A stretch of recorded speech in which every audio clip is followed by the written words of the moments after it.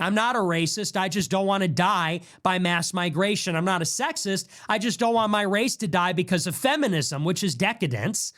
I'm not an anti-Semite. I don't hate anybody. I just want Christians and Europeans to be in charge of the country, not Jews that clearly hate us and want us all to die because they believe we have anti-Semitism in our bones and Rome destroyed the Second Temple. Hey, what's up, guys? We're going to get into a clip by Nick Fuentes from his year-end review.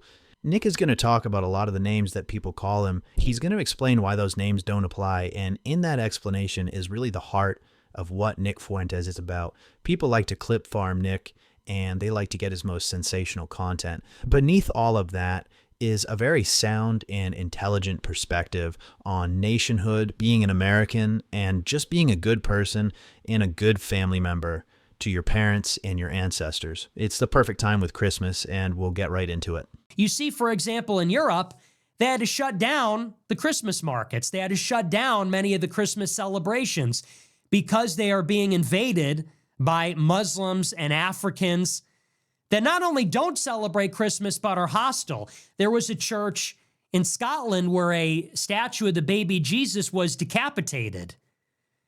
And they defaced the church with the message. It said, "You're finished here. You're finished here." And they decapitated a statue of the baby Jesus. And it's hard not to feel like that isn't true. Or rather, it's hard to feel like that isn't true when they say you're finished here. It does sort of feel like we're finished here, doesn't it? It feels like we're finished in Germany. It feels like we're finished in France. It feels like we're finished in England, in Italy. It feels like we're finished in America. We see where the arrow is pointing. We see that Zoran Mamdani is the socialist mayor of New York. Vivek Ramaswamy is going to be the governor of Ohio. Usha Vance is going to be the first lady. In Texas, it's a tug of war between Indians taking over the rich new construction subdivisions in Frisco and the Muslims building their new subdivision in Dallas, where they're going to have a super mosque in the center of it. And Seattle is filled with Indians, and San Francisco is filled with Chinese, and Los Angeles is filled with Mexicans and Venezuelans. And it feels like we're finished. We're done. The country of the last 100 years is going to apparently die before the conclusion of this century, before the conclusion of this 100 years. And I'll tell you the nature of this. It has to do with our identity. It has to do with our religion, and it has to do with our race. What it is to be American is to be European and to be Christian. That is what it is actually to be an American. And the day that America ceases to be mostly or meaningfully European and Christian, it's no longer going to feel like America. When the country is divided up between minorities, blacks, African immigrants, Asians, Indians, Chinese, Hispanics, Muslims, is it going to meaningfully feel like America, or even any country at all for that matter? Will it feel like a country at all? When you're riding on the public transit, when you're at the office, when you're at school, when you're watching these movies, with all the diversity, will it even feel like we have a country at all? Forget about whether it is America. Will it even be a coherent whole? It feels like the answer is no. And it feels like we're finished. We're done. And if the country is its people, and it is, the United States of America doesn't exist outside of the Americans, outside of the actual flesh and blood people like George Washington or Henry Ford or Charles Lindbergh or Thomas Jefferson or Abraham Lincoln or Frank Sinatra. The country is the flesh and blood people. If those people and their way of life specifically, their mannerisms, their customs, their holidays, their beliefs, their culture, their value, even the way they look, the way they act. If those people are going away, if they're going extinct, then the country is going extinct too. And of course, people will still live here. The landmass isn't going anywhere. The government isn't going anywhere. There'll still be human habitation here, but it won't actually be the same place. And you see that everywhere you go, everywhere you look, in every way. You see it when you're driving in traffic. You see it when you go to work, when you send your kids to school. It just isn't the same country anymore. And there's something incredibly dispiriting and sad and depressing about that. And people say, why am I popular? It's because it feels like I'm one of the only people that's fighting back against this. I'm one of the only people that has freed myself from the mental shackles, because that's all it is. We are accused of being racist, white supremacists, neo-Nazis, anti-Semites, Christian nationalists, white nationalists, whatever. People like the show because they like when an unapologetic white American stands up for the country and says, no, we're not going to die. At the minimum, I'm not going to die. I'm not going out without a fight. And if one man can get up and say, I'm not going to go down without a fight, then maybe a whole country can get up and say that we're not going down without a fight. Maybe that's the strength of the message. I want to take a quick second here and talk about what a country actually is in the most technical sense. A country is a nation state. A state is an institution with a monopoly on violence or a monopoly on force. Now, a nation is an organic, emergent property that results from an in-group, and typically a nation would evolve from a genetic in-group. People that stayed together over the course of centuries and many, many generations would evolve their own culture, a mimetic framework that's complementary to the genetic framework of the people. It's important to know the difference between a nation and a state, because the only real purpose of a state is to exist in service of the nation. Whether that's a democracy, whether it's a constitutional republic, could be a monarchy. In the hierarchy of influence, it's the nation that matters, and a state must be the servant. I raise that point because when that situation becomes inverted, that is the crucible for revolution. And that is really the future conflict. This is what I predict for 2026. They're going to try to gaslight us into thinking that all of our concerns are bound up in the economics. That, oh, it's just the young people, and the young people are mad because housing and home ownership is out of reach. We need to make it more affordable. Honestly, is that really the problem? Riddle me this. Let's say this Trump government goes in and they build a bunch of low-cost housing for all these Indians and Muslims and Hispanics and Chinese and everybody else. You go and you live in Texas and you're in a subdivision that's 90% Indian. You go to a university, it's 80% Chinese. You go to your job site, if you could even get employed, it's 50% white, 50% non-white. Are you going to feel much better that your housing got a little bit less expensive?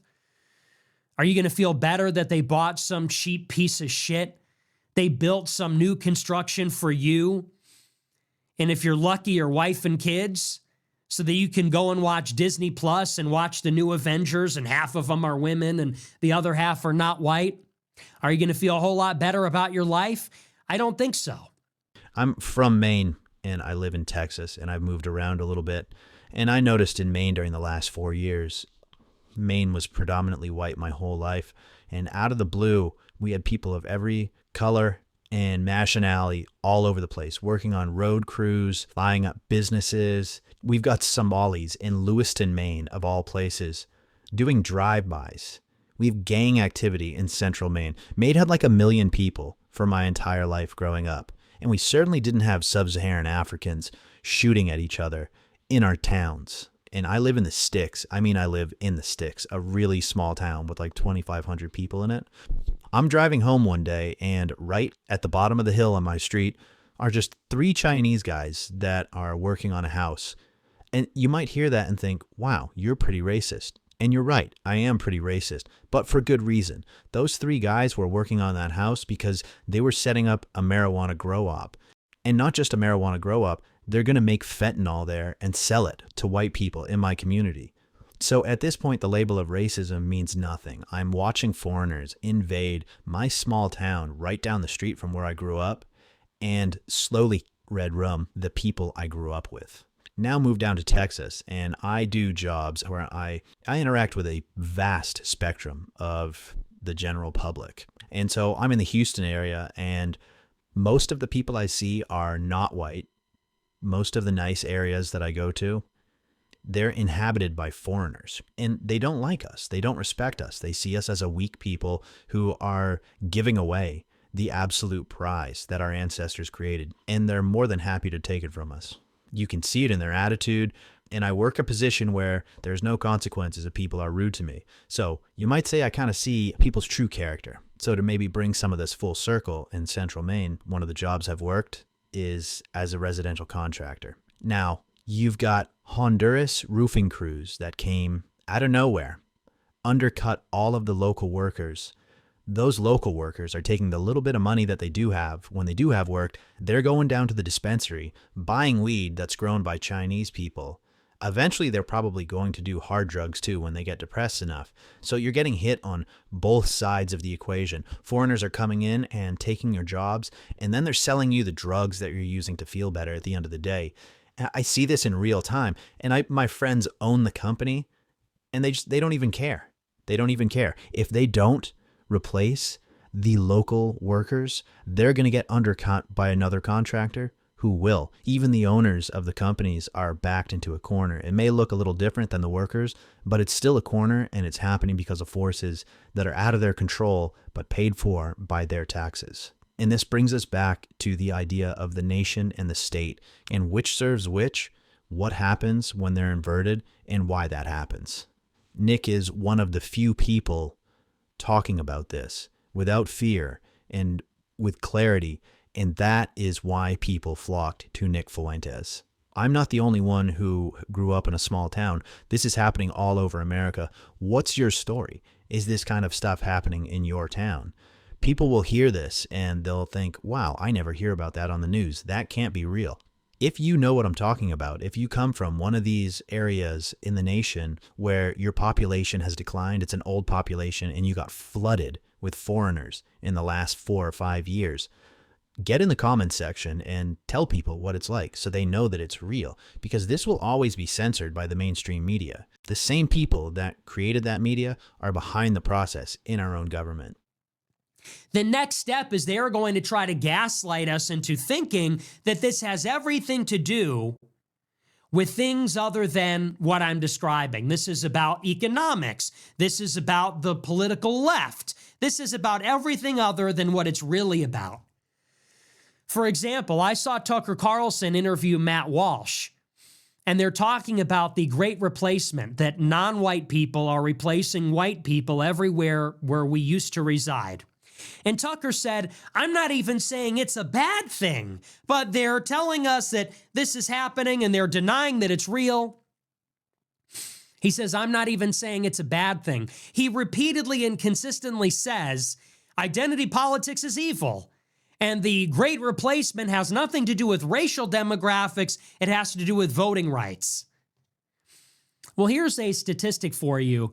Since 2012, 50% of this country's newborns have been white and 50% have been non-white.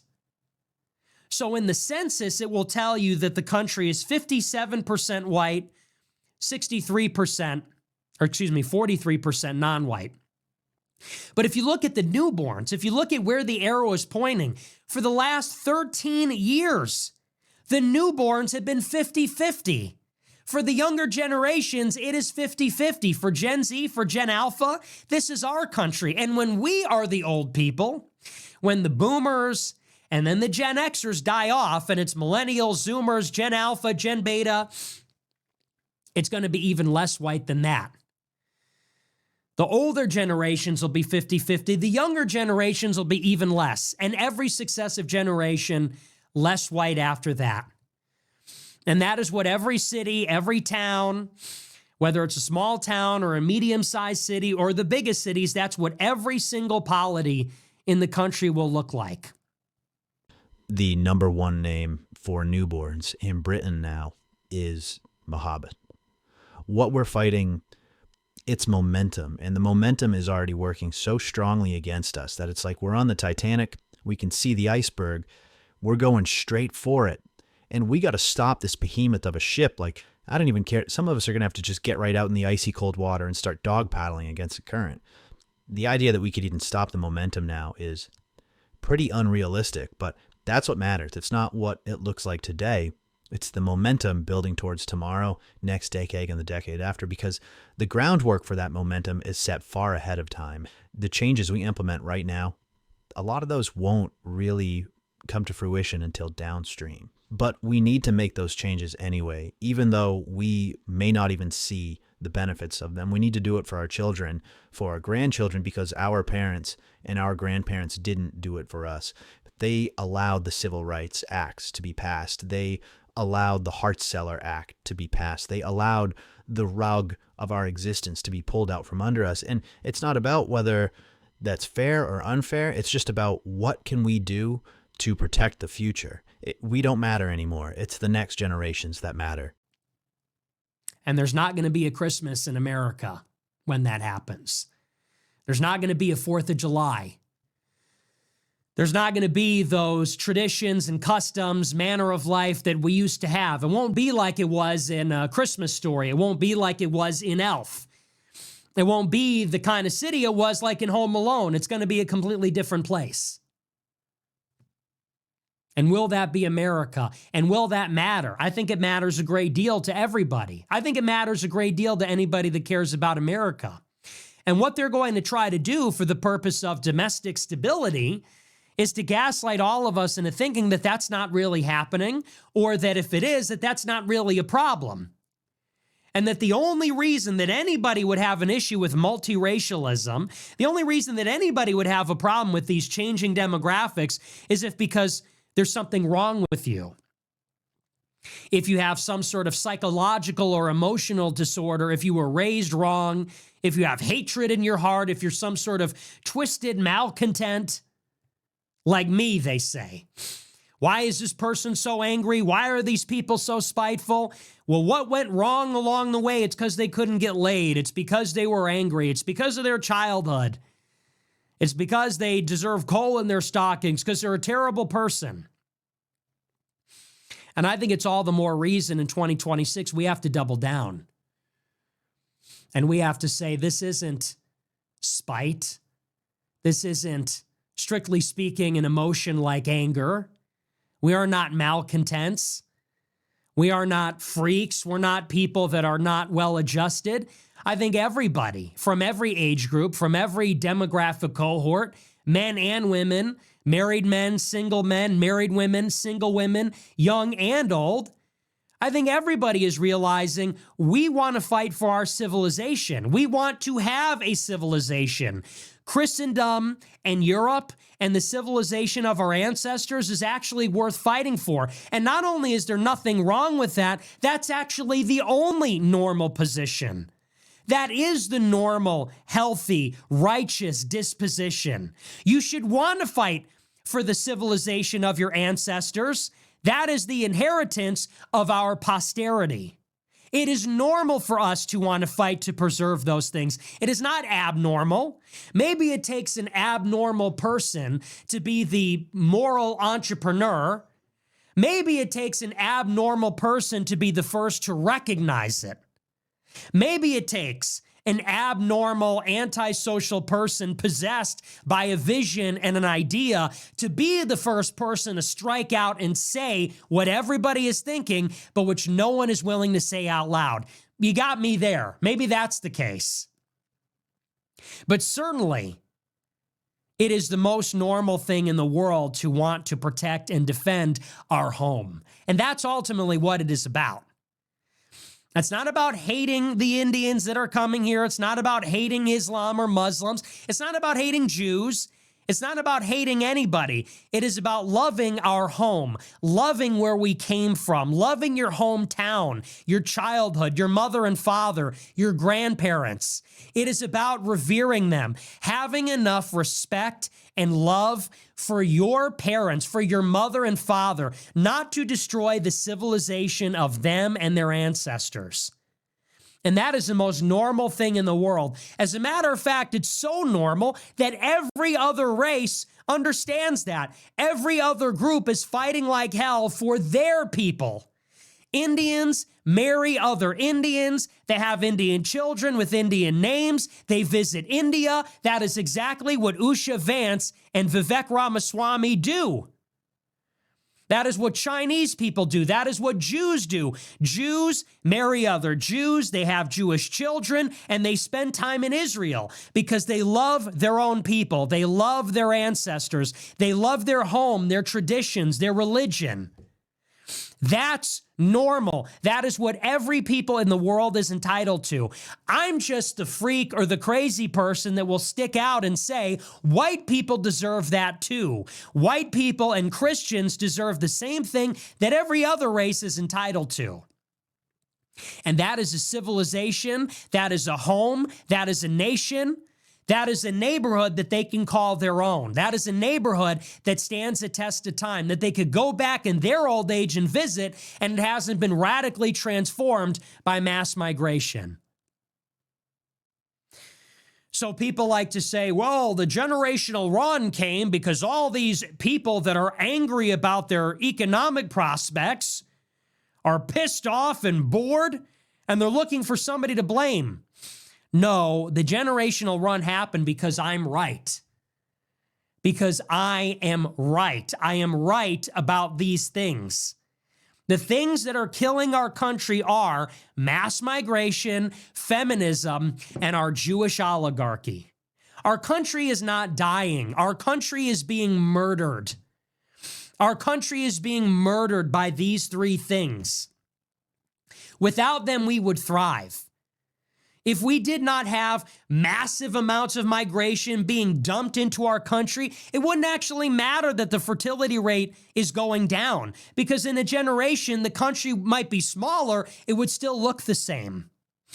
If we didn't have feminism constantly attacking male sexuality, constantly attacking masculinity, deferring childbirth and child rearing until the third decade of a person's life, maybe white people be having children. And if it wasn't for our Jewish oligarchy, which spends all our resources fighting Israel's wars in the Middle East, Jewish oligarchy that actually hates white people, that says white people have anti-Semitism in their DNA. Well, what is that supposed to mean? They want us all dead. They want our genetics to die.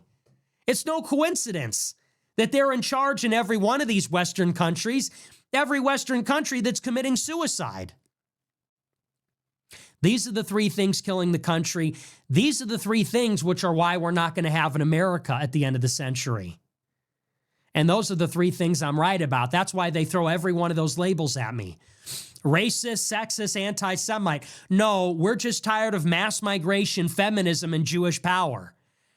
I'm not a racist. I just don't want to die by mass migration. I'm not a sexist. I just don't want my race to die because of feminism, which is decadence. I'm not an anti-Semite. I don't hate anybody. I just want Christians and Europeans to be in charge of the country, not Jews that clearly hate us and want us all to die because they believe we have anti-Semitism in our bones and Rome destroyed the Second Temple. And I'm right about all those things. That pretty much sums it up, and you can think whatever you want about Nick Fuentes as an individual, but if you look past him as a person and listen to what it is he's talking about, I really think that they're universal principles that resonate across time and have always been at the core of healthy civilizations. Let me know what you think in the comments below.